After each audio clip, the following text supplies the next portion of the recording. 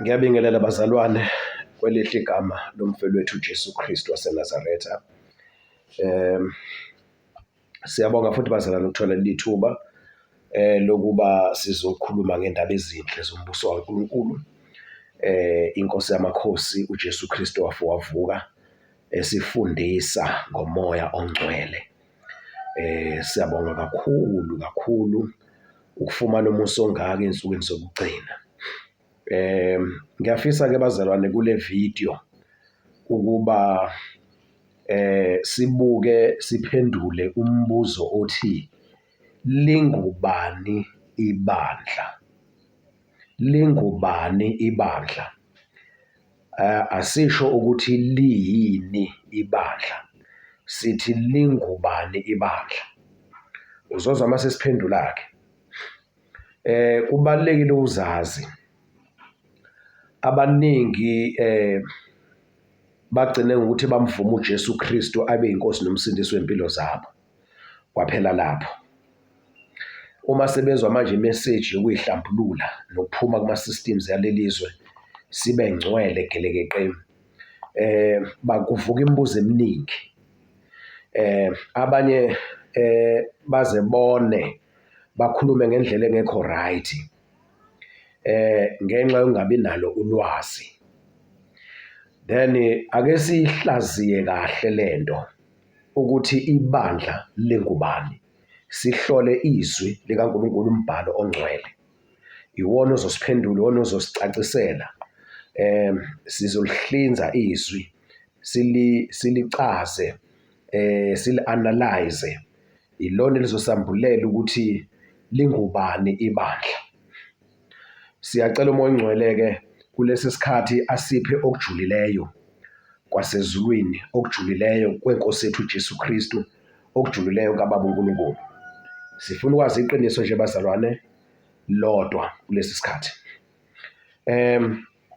Impendulo ithi ibandla linguJesu Kristu.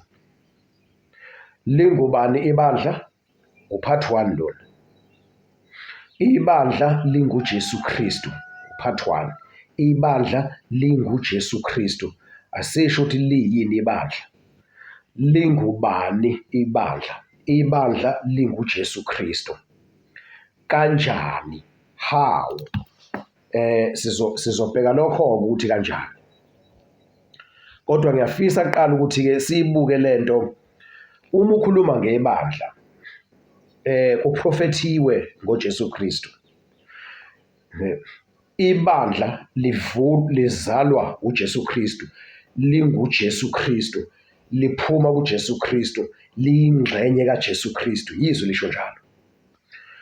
Abafunda iBhayibheli sebenayo impendulo. Sekuqalile uNkulunkulu ongcwele useyambula. Sebeyitholile izambulo. Njengokuthi nje sina siyizitho emzimbeni kaJesu Kristu. Uma siyizitho kusho ukuthi simzimba munye. Umzimba okaJesu. Thina siyizitho kulo mzimba. Uma ukhuluma ngomzimba kaJesu ukhuluma ngabazalwane bonke abasindisiwe. Then kuya ngokuthi umuntu unikezwe yiphi ingxenye emzimbeni. Leyo ngxenye ibizwa kuthiwa yisitho. Then uJesu Kristu kuthiwa uyinhloko yebandla. Kusho ukuthi uyihead, kuyikhanda, kuyinhloko. Kusho ukuthi thina kusuka la emahlombe kuya phansi singumzimba. Lingubani ibandla? Ibandla linguJesu Kristu. Livelaphi ibandla? Ibandla livela kuJesu Kristu. Uvelaphi uJesu Kristu? uJesu Kristu unguNkulunkulu. Uvela ezulwini weza emhlabeni. uJesu Kristu unguNkulunkulu. Uma ufunda uJohane chapter 1 verse 1. Ekuqaleni wayekhona ulizwi. Ulizwi waye kuNkulunkulu. Ulizwi waye nguNkulunkulu.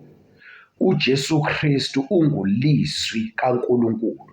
uJesu Kristu waye nguNkulunkulu, ulizwi enguNkulunkulu. Okay? Siphendula umbuzo othi liyini ibandla? Impendulo ithi ibandla linguJesu Kristu. Bese kuvela omunye umbuzo futhi, linguJesu Kristu kanjani? Sesizophendula lokho-ke manje. Lokho esengikushilo ngisanda kusho ukuthi uma kuthiwa singumzimba, siyizitho, kusho ukuthi simunye noJesu Kristu. Kanjani simunye noJesu Kristu? Okay. Asifundeni-ke manje kwabase-Efesu chapter 3 uverse siqale noma kuverse 10 uverse 7 kodwa sijahe lapha kuverse 10. Indaba kaJesu Kristu nebandla. Ibandla linguJesu Kristu. Then ibandla liyizitho zomzimba kaJesu Kristu. Uma ngabe liyizitho emzimbeni kaJesu Kristu, imfihlakalo le abantu ebebaziwa ukuthi bangabantwana bakaNkulunkulu isizwe sakwa-Israyeli. Manje indaba kaJesu Kristu nebandla ibifihlakele ukuthi uNkulunkulu esizweni sakwa-Israyeli kunabantu abazosindiswa bese beba izitho emzimbeni kaKristu Jesu. Bese kuthi futhi kubantu bezizwe abangamazi uNkulunkulu abangesona isizwe sakwa-Israyeli noma sakwaJuda kuzosindiswa abantu lapho bese beba izitho emzimbeni kaKristu Jesu. Then labo bantu behlangene babezothiwa bayibandla. Beyibandla abakwazi abazimele bayibandla bekuJesu Kristu, bengunaye, benguye uJesu Kristu, bengumzimba kaJesu Kristu. Labo bantu babizothiwa yini? Ibandla. Okay, siqale ngale ndaba ukuthi-ke uma ukhuluma ngebandla noJesu Kristu nokuvela kwalo nokwambulwa kwalo yinto eyayifihlakele. Abaprofethi kwi-Old Testament uma beprofetha baprofetha ngoMesiya ozofika akhulula isizwe sakwa-Israyeli ebugqilini, begqilazwa ezinye izizwe zibahlula ngokwezempi. So uMesiya ukuprofetha uMesiya ngokwezempi military ozofika abalwele namakhosi amanye omhlaba bezizwe, lo Mesiya abese yabanqobela wona lawo makhosi. But yayifihliwe lento yebandla, iyimfihlakalo. uNkulunkulu wayelinda ukuyambula ngesikhathi sakhe. Right, masifunda-ke lana sizofunda kwabase-Efesu chapter 3 siqala ukufunda kuverse 7. Engenziwa isikhonzi salo ngokwesipho somusa kaNkulunkulu. Then kusho ukuthi lama sesithola uNkulunkulu lana-ke ethinteka.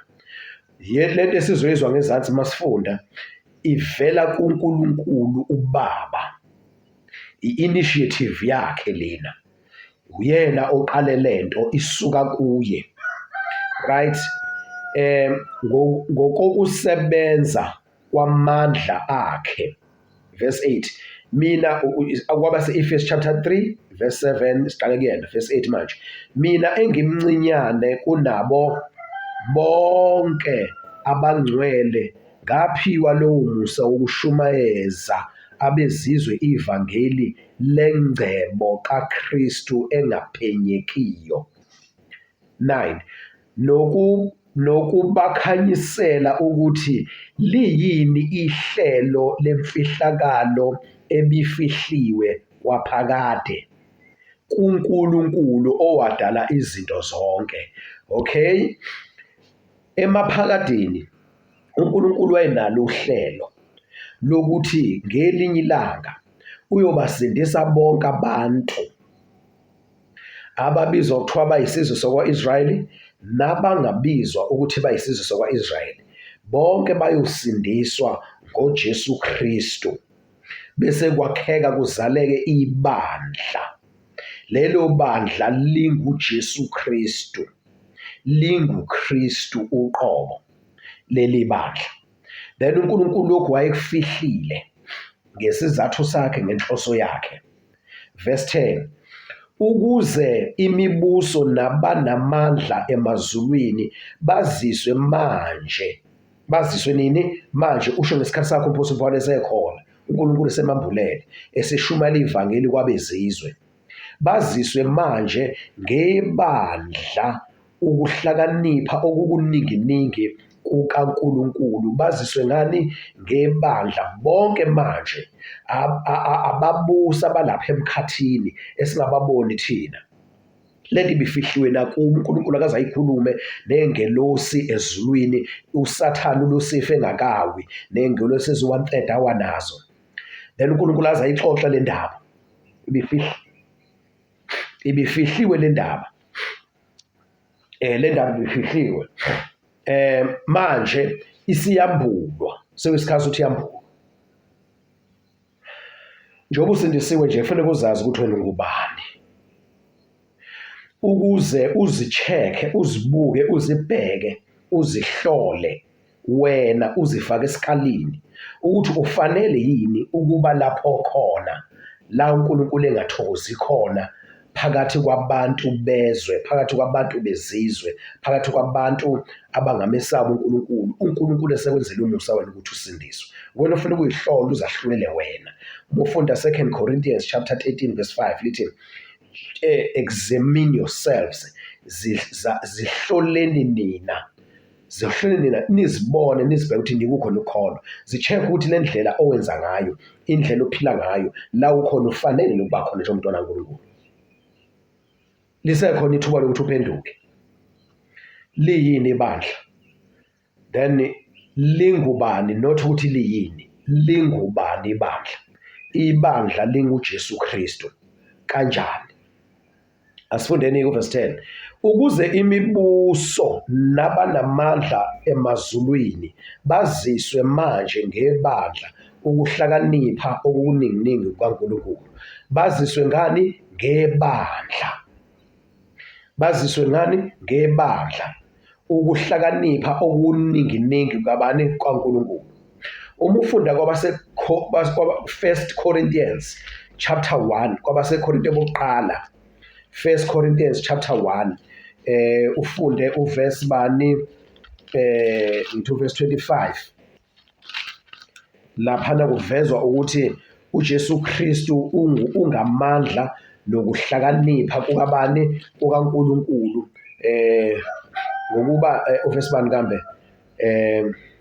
Okay. Alright, so thela njengamanje. uJesu ungamandla nokuhlakanipha kaNkulunkulu. Okay. Ngokuba ubuwula bukaNkulunkulu buhlakaniphile kunabantu, nobuthakathaka bukaNkulunkulu bunamandla kunabantu. Uba bezwa bezizwe. Okay. Alright.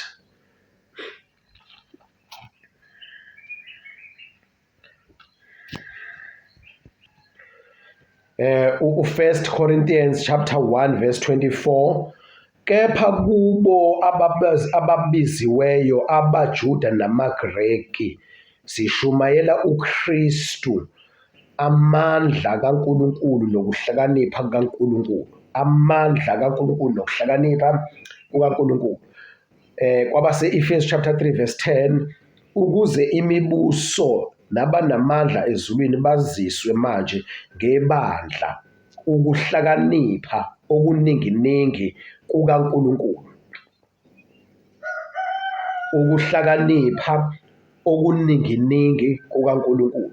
Sishumayela uKristu engukuhlakanipha kaNkulunkulu. Ilento ofuneka manje bonke abantu imibuso yobumnyama lapha emkhathini, ingelosi zobumnyama zazi ngale mfihlakalo ebifihliwe. uSathane wayethi uqedile ngesono nomuntu, wayethi uqedile ngomuntu eqeda ngesono emhlabeni, azi ukuthi uNkulunkulu akayiphikisi. kuGenesis chapter 1, uGenesis laphana chapter 2, bayithi uNkulunkulu ungadli kulo muthi okwazi ukudla nokubi uphakathi nensimu. Uma udla uyokufa, ufa nokufa. Then ngempela umuntu wadla. uSathane wayesazi ukuthi nje mayeseconvince umuntu ukuthi adle, then uNkulunkulu uthembekile, umuntu uzofa ngempela, futhi ngempela kufuneke kube kanjalo. Kanti uNkulunkulu ekuhlakanipheni kwakho okuningi kunento uNkulunkulu ayicreatile noma ayiplanile ngaphakathi kuye, wayifihla, wayigcina, wayengayikhuluma kumuntu, ukuthi kuyofika isikhathi lapho esindisa khona abantu ngoJesu Kristu ongukuhlakanipha kaNkulunkulu. Then bese laba bantu babuyiswe beziswe kuJesu ongasidlanga isono ongasenzanga isono, babe ingxenye kanye noJesu Kristu, so that kungabe kusabalelwa kubo isono nokulunga, isono nokufa. Inkokhelo yesono ingukufa, kungabe kusabalelwa kubo isono nokufa, kodwa kubalelwe ukulunga nokuphila okuphakade ngoKristu Jesu, ngoba labantu bayathathwa benziwe ingxenye kanye noKristu Jesu, bahlanganiswe kanye noKristu Jesu, bese beba ngabalungile phambi kaNkulunkulu. Then uJesu yena-ke efa nalaba bantu, then malithi iBhayibheli ngokuba safa kunye naye futhi siyavuswa kunye naye. So laba bantu bekuJesu, bekanye noJesu, benguJesu, then uJesu wafa, then kusho ukuthi-ke yenziwa ngempela inkokhelo yesono, ukufa kwabakhona, then labantu bafa kanye noKristu Jesu, safa kunye noKristu Jesu, savuswa kunye naye. Then manje sidlulile ekufeni kwaphakade singene ekuphileni kwaphakade, ngenxa yokuthi uNkulunkulu usimisele wasakhela leli cebo emaphakadeni mhlawumbe ungakasekela, wayeselifihla ukuze usathane angalithungathi, yabona, angaliseshi usathane, so that ezomelana nalo, ezolingcolisa. uNkulunkulu walinda isikhathi esifaneleyo. Uthe noma imbula izinto kubaprofethi wayifihla lento, kodwa walinda isikhathi esifaneleyo. Ngesikhathi uPhawuli ephawule khona, useshumayela lokho ukuthi simbuliwe-ke lento, ukuthi leli cebo likaNkulunkulu, leli plani likaNkulunkulu lalisho ukuthi ngoJesu Kristu, kuKristu Jesu kuzozalwa abantu abazohlanganiswa babe yinto eyodwa naye uJesu Kristu. Uma uJesu Kristu elungile, engukulunga kaNkulunkulu, nalaba bantu babe ngukulunga kaNkulunkulu, ngoba bahlanganisiwe noJesu baba yinto eyodwa. So that uNkulunkulu-ke manje, ngenxa ukuthi indodana yakhe uJesu Kristu umamukele engcwele uJesu, so nalabantu-ke abenziwe baba munye noJesu Kristu, nabo futhi bangcwele, uNkulunkulu uzobamukela bengcwele kuyena. Kuphela uma ngabe bekholwa, bevuma izono zabo, bephenduka beshiya, bese bemukela lo Jesu. Ukumukela uJesu kusho ukuthi bayahlanganiswa kunye naye. Ingakho inkosi uJesu ithi lapha kuJohane, odla umzimba wami aphuza igazi lami lapha emavangelini, then siba munye kunye naye uJesu Kristu. Ukumudla kusho ukuthi siyamfaka phakathi kithi, nathi siyayifaka kuye. Ingakho ithi inkosi uJesu ukithi, nathi sikuye, ubaba ukuye uJesu Kristu, uJesu Kristu kubaba, siyinto eyodwa, sihlanganisiwe. Lingubani ibandla? Ibandla linguJesu Kristu. Uma ngabe kunjalo-ke, kusho ukuthi phela siyinto eyodwa nobaba uNkulunkulu, siyinto eyodwa nomoya ongcwele. Manje mangabe kunjalo-ke, kwenzeka kanjani-ke manje ukuthi-ke sizithole sibhizi ngeminako nezinto zabezizwe nendlela zabo, baze bathathe ngisho amagazi abanye abantu nawezilwane abantu bawafake kubo, kushintshanisa izitho? Yini lena elinyazwayo? Yini lena ebulawayo kumuntu? Ubulawa ukuthi lo muntu uwumfanekiso kaNkulunkulu. USathane lapha ensini yase-Edeni wazama ukuthi awuhlakaze lo mfanekiso kaNkulunkulu, awucorrupte, then awonakalise, then ngesono. Ngempela waphumelela ukwenza lokho. Manje uNkulunkulu sesenzele umusa ngoJesu Kristu ukuthi abuyise lo mfanekiso kaNkulunkulu, aphinde futhi abuyise kanjalo ne-image kaNkulunkulu, nokufuza uNkulunkulu, i-character kaNkulunkulu, ukuthi mayithi uNkulunkulu asenza abantu ngomfanekiso wethu basifuze. uGenesis chapter 1 verse 26 mangaphosisi ukuthi asenza abantu ngomfanekiso wethu basifuze, right? Ukusifuza ukuba ilento uNkulunkulu ayiyo, ngokucabanga, ngokukhuluma, ngokuyiphatha, ngokwesimila, ngendlela yokwenza. Yonke into uNkulunkulu ayiyona sibe yiyo, siyamfuza, senza njengoba enza. Siyinto eyodwa naye ngoba sizelwe nguye, izwi lakhe linguye elisizalayo, elisikhombisa ukuduka kwethu ngomoya, umoya ongcwele asikhombise, then izwi kaNkulunkulu isihlabe, then bese siyaphenduka, then siba into eyodwa noNkulunkulu ngezwi lakhe. Leli imfihlakalo libifihlekile bazalwane, iminyaka. Uthi uMpostoli Paulus iyanibhuliwe ensukwini zokugcina ubuhlakani bukaNkulunkulu lobu obuningi ngendlela emangalisayo, nawe nje ukulalele le video nje uma uhlala phansi uyicabanga le nto ijulile ubuhlakani lobu ngendlela emangalisayo. Lingubani ibandla linguJesu Kristu kanjani na? Asiqhubeke-ke sifunde futhi manje sizwele sifunde Izenzo chapter 9 uverse 4 no verse 5 siza ukuthi libeka kanjani lapha izwi lenkosi. Waphansi emhlabathini wezwa izwi lithi kuye, Sawulu, Sawulu, ungizingelelani na? Kulukhuni kuwe ukukhahlela ezinkandeni. Ini izinkande? Ake sithi uthatha imkhonto into ecijile phambili, then lonto leyo uyibhekise uyithi, bese mawuyibhekise nje bese uzokhahlela ezintweni ezibekiwe kanje ezicijile bese uzokhahlela kuzona. Kulukhuni ukuthi ukhahlela kanjalo ngoba uyazilimaza wena, uyazibulala wena. Kafushane nje makuthiwa kulukhuni kuwena ukukhahlela ezinkandeni, kusho ukuthi kulukhuni ukuthatha isibhamu usibhekise kuwe then bese udonsa i-trigger. Kulukhuni abantu uthi wena udubula umuntu wena kodwa kahle hle isibhamu ngenxa ungazi usibhekise kuwe. So ngizokudubula kodwa isibhamu umpopho ubheke kuwe ngizoyidonta kulukhuni ukukhahlela ezinkandini. Kulukhuni ukukhahlela ezinkandini kuwena Sawule. Asikho-ke lapho silana ekuthenini ithi inkosi uJesu lana wezwa izwi lithi kuye, Sawule, Sawule, ungizingelelani na? Ngaleso sikhathi kuzingelwa amakholo, azingelwa uyena umuntu obizwa kuthiwa uSawule. Siyasazi isitori bazalwane, sifunda khona la encwadini yezenzo. So uSawule uzingela amakholwa unegunya from ama-colleagues akhe abantu asebenzisana nabo embusweni wamaJuda, bamnikeze imvume, incwadi zokuthi akahambe uyozingela amakholwa awabophe, awabambe, awabophe, awahluphe. Now kuzingelwa amakholwa asindisiwe, abafundi bakaJesu Kristu. But umbuzo kaJesu mayikhuluma nalo Sawule uzingela amakholwa, ngalesi sikhathi uJesu usanyukela ezulwini kudala.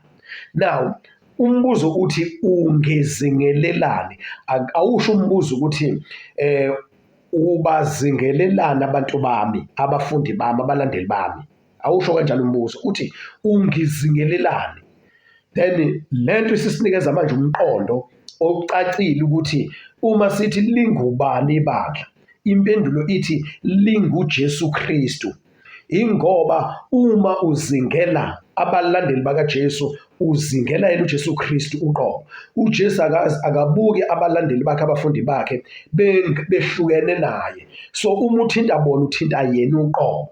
Uthi ingakho-ke ethi ungizingelelani. Then useyabuza-ke lana ukuthi uverse 5 usethi, wayesethi ungubani inkosi? Usetshele ubani ukuthi uyinkosi lena? Then yathi, mina nginguJesu omzingela wena, nginguJesu. Hawu, uSawule uzingela abantu, ubopha abantu, ubulala abantu abathi bakholwa inkosi uJesu, bangabafundi bakaJesu. Uzingela abantu yena, yabona. But qhamuka inkosi izokhuluma ngephimbo layo direct kuSawule ithi ungizingelelani. Useyabuza ngubani inkosi, usithi inkosi nginguJesu. Hawu, Jesu ngikuzingeleni nini mina? Cha, yimi phela lomzingelayo ngoba laba bantu ngiyinto eyodwa nabo, bawumzimba wami, bayibandla lami, bayizithe emzimbeni wami, siyinto eyodwa nabo. Uma ufunda ama-Efesu chapter 3 kwabase Efesu chapter 3 ngithi verse 2 chapter chapter 3 verse 2.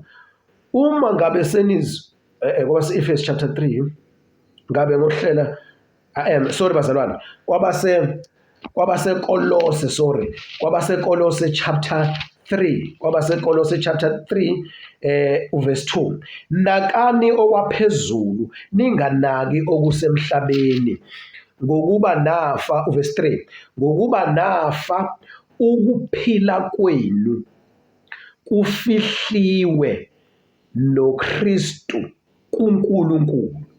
Okay, lingubani ibandla? Ibandla linguJesu Kristu. Ukuphila kwenu kufihliwe ni ndawonye noKristu. Kubani? Nifihlwe kuNkulunkulu. uJesu Kristu unguNkulunkulu. uNkulunkulu unguJesu Kristu. Ibandla linguJesu Kristu. Ibandla linguJesu Kristu. Kanjani na? Ngokuthi masizalwa kabusha, ma ufunda ama-Efesu chapter 5 ukhulunywa ngabashadile, kodwa ukuzizwakala indaba abashadile ulinganiswa kufaniswa noKristu nebandla. Umgomo wabantu abashadile kuthiwa ngeke basasho ukuthi babili, sekuthiwa banyamanye, baba mnyamanye. Then owesilisa amahlangano wesifazane ngokomshado baba umuntu oyedwa, baba nyamanye. Now abantu mabesindiswa bemukela uJesu, bevuma uJesu abe inkosi nomsindisi empilweni yabo, then baba munye kanye noKristu Jesu. Now awusakwazi ukuhlukanisa uJesu Kristu nabakholwa nguye abangabalandeli bakhe, abangabafundi bakhe, then bayinto eyodwa. Lingubani ibandla? Ibandla linguJesu Kristu. Kanjani? Ake sifunde-ke manje kwabase-Efesu chapter 5 verse 23. Okay, chapter 5 verse 23. Ngokuba indoda iyinhloko yomfazi, njengokuba noKristu uyinhloko yebandla, yena engumsindisi womzimba. Ungumsindisi womzimba. Bonke abakholwa inkosi uJesu ngeqiniso bangumzimba kaJesu Kristu. Then lo mzimba ube nesono. uJesu wayesichitha igazi lakhe ukuthi kugezwe umzimba wakhe, so that ezoba into ephelele yokulunga phambi kaNkulunkulu, yobungcwele phambi kaNkulunkulu. uJesu yena eyinhloko. Uyayizwa nje lento noma uyilalela nje ukuthi into ejulile lena. Okay, verse 23. Ngokuba indoda, okay, verse 24. Okay, all right, verse 25. Kepha njengokuba ibandla lithobela uKristu, kanjalo nabafazi mabathobele amadoda ezintweni zonke. Verse 32. Verse 32. Lemfihlakalo inkulu, kepha ngikhuluma ngoKristu nebandla. Ngikhuluma ngoKristu nebandla. Lingubani ibandla? Ibandla linguJesu Kristu. Ngikhuluma ngoKristu nebandla. Ibandla linguJesu Kristu. Kanjani na? Ngokuthi uma umuntu ekholwa inkosi uJesu, uyamvuma amamukela uJesu angene ngaphakathi. Then mayengena ngaphakathi uJesu, then baba munye lo muntu kanye noJesu Kristu. uJesu ngaphakathi lo muntu unikela impilo yakhe kubani? uJesu. Then kusho ukuthi kuyahlanganiswa lana, kwenziwe into embili, kwenziwe izinto embili, ibe izinto eziwu-2 zihlanganiswe kube into eyodwa. Umuntu kanye noJesu Kristu bahlanganiswe kube umuntu oyedwa. Then mawusubona uthi umpostoli Paulo kweyincwadi, akuseyimi ophilayo, kepha uKristu ophila kimi. Engikwenzayo angizenzeli ngokwami, ngenziswa uJesu Kristu. Kanjalo noKristu naye babengakholwa ukuthi unguNkulunkulu, ukuNkulunkulu. uJesu umunye noNkulunkulu. Then uma ngabe uJesu Kristu ezisho kanjalo ukuthi umunye noNkulunkulu, babengakholwa lokho. Usethi-ke kholwani imisebenzi engiyenzayo, uba angiyenzi ngokwami, kodwa ongithumileyo okimi uyena ozikhulumelayo, uyena ozenzela umsebenzi wakhe lo kimi, engimunye kunye naye. Lingubani ibandla? Ibandla linguJesu Kristu. Bengifuna ukuveza lokho nje bazalwane kule video. Ngizocela ukuthi sime lapho-ke egameni lenkosi ethu uJesu, ngokusizwa inkosi ingilekelela ngomoya oyingcwele. Mhlambe sizokwazi ukwenza futhi elandelayo, siqhubeke nombuzo ukuthi lingubani ibandla, bese silibuka ibandla-ke ingxenye yokuthi ibandla linguNkulunkulu. Amen.